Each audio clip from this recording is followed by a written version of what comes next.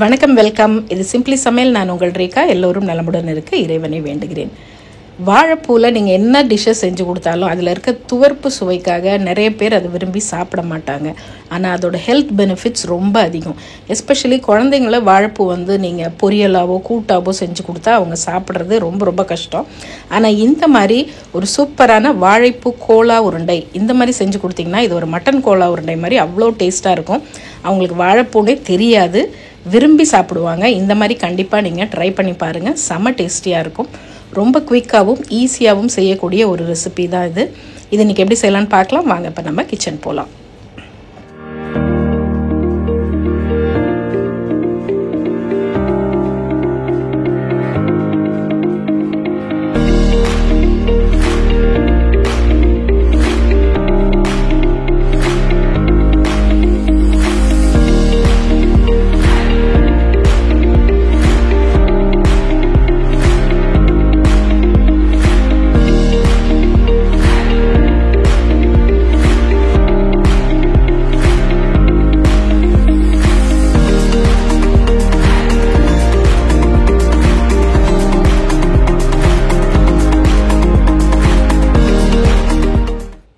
நான் இப்போ பொடியாக நறுக்கின வாழைப்பூ, அதாவது 2 கப் அளவு எடுத்திருக்கேன். எப்பயுமே வாழைப்பூ நீங்கள் பொடியாக கட் பண்ணி உடனே ஒரு தண்ணியில் கொஞ்சம் மோர் ஊற்றி அதில் போட்டு வச்சுருங்க, இல்லைன்னா கருத்து போயிடும். அதனால் கட் பண்ணி போடும்போது அந்த மாதிரி மோரில் போட்டு வச்சுட்டு அப்புறம் இந்த மாதிரி வடிகட்டிக்கிங்க.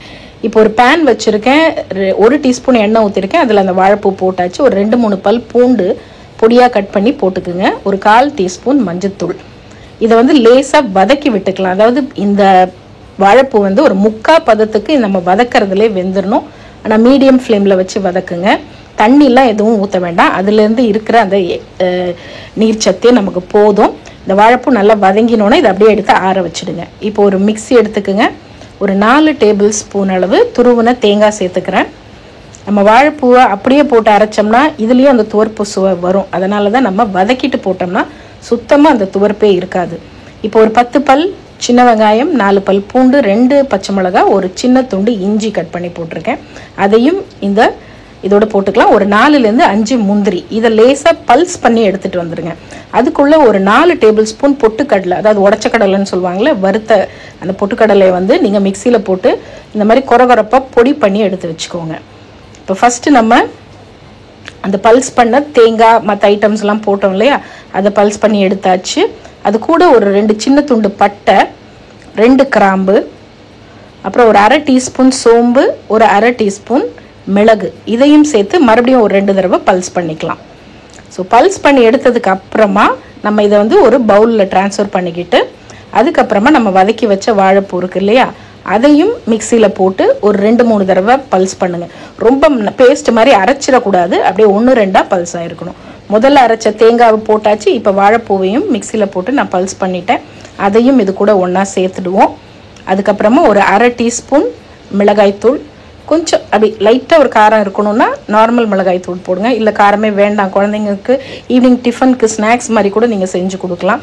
அப்படின்னா நீங்கள் மிளகாய்த்தூளை அவாய்ட் பண்ணிக்கலாம். ஏன்னா ஏற்கனவே 2 பச்சை மிளகாய் சேர்த்துருக்கோம். இப்போ இந்த பேஸ்ட் இது எல்லாத்துக்கும் கூடவும் தேவையான அளவு உப்பு நம்ம சேர்த்துக்கலாம். நான் சொன்ன மாதிரி ஒரு 1/2 டீஸ்பூன் மிளகாய்த்தூளும் சேர்த்துக்கலாம். அதுக்கப்புறமா நம்ம பொடிச்சு வச்ச பொட்டுக்கடலை பொடி, அதில் ஒரு 3 டேபிள் ஸ்பூன் சேர்க்குறோம்.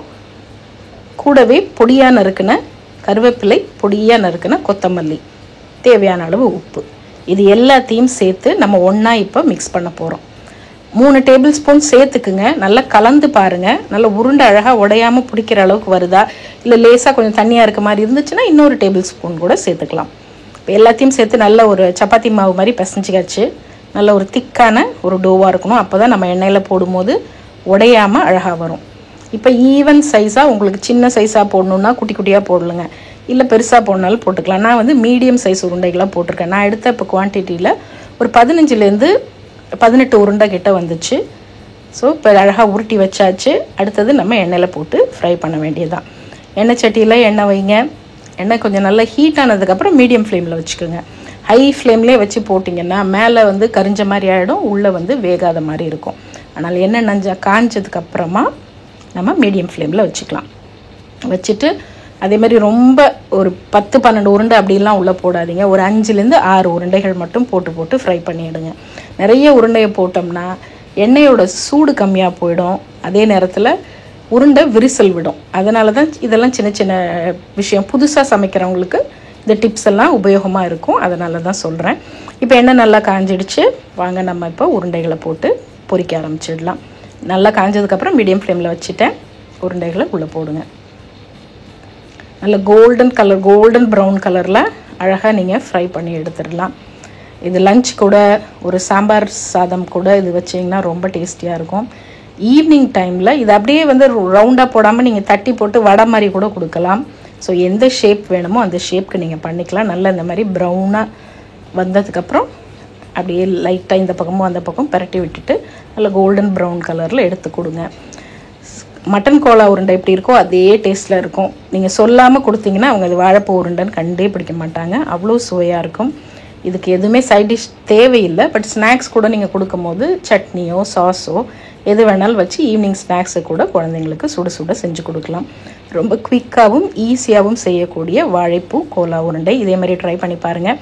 அண்ட் மறக்காமல் பிடிச்சிருந்தா உங்களுடைய ஃபேஸ்புக் பேஜில் ஷேர் பண்ணிக்கோங்க. அண்ட் இன்ஸ்டாகிராம்லையும் ஃபாலோ பண்ண மறந்துடாதீங்க. இன்னொரு ஃபேண்டாஸ்டிக் ரெசிபியோட மறுபடியும் நான் உங்களை பார்க்குறேன். இது சிம்பிளி சமையல். நான் உங்கள் ரேகா. தேங்க்ஸ் ஃபார் வாட்சிங். Take care. பை.